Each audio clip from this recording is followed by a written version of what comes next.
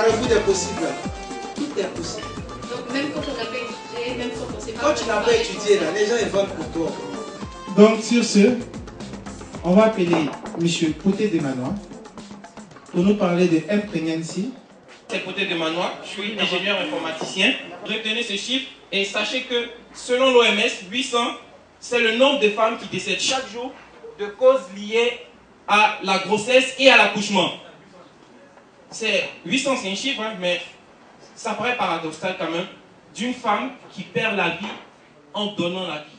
M-Pregnancy, c'est une application SMS qui vous permet déjà d'avoir des rappels au niveau, disons, des examens, des consultations, disons, d'avoir des notifications et des informations aussi sur la nécessité de faire ces examens-là.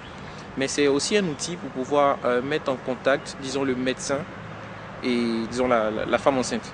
Voilà, puisqu'elle pourra recevoir des notifications et tout de ce médecin-là.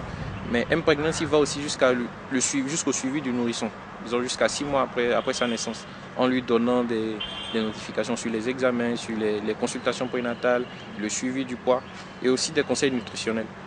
99% de ces cas-là sont localisés dans des pays en voie de développement, donc plus de la moitié en Afrique subsaharienne.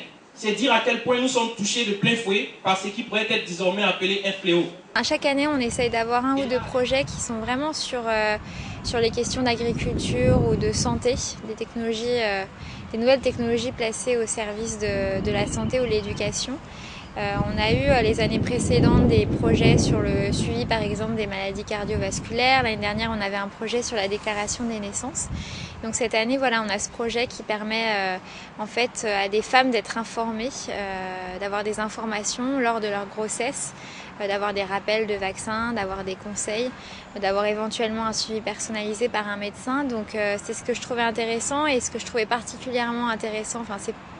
On a pris le projet de la Côte d'Ivoire parce que c'est un projet qui s'appuie sur des technologies open source et qui en fait est né d'un groupe de jeunes personnes qui s'est réuni à la suite justement des différents Innov Africa et Carrefour qu'on a pu organiser les dernières années. Étant donné que le projet il est à l'état de prototype, déjà nous souhaiterions déjà avoir l'aval des autorités histoire de pouvoir être déployé de façon concrète. Disons avec des services via vidéo, déjà bénéficier de la collaboration de l'ordre des médecins, puisque nous aurons besoin de conseils de spécialistes en la matière. Nous sommes dans le domaine informatique, nous aurons besoin de spécialistes là. Et pourquoi pas envisager des partenariats avec des opérateurs de téléphonie mobile, histoire de pouvoir déployer ce service-là à grande échelle, avec des partenaires concrets. Voilà. Et bénéficier aussi d'un apport financier dans le cadre du déploiement et pourquoi pas travailler avec des ONG entre autres.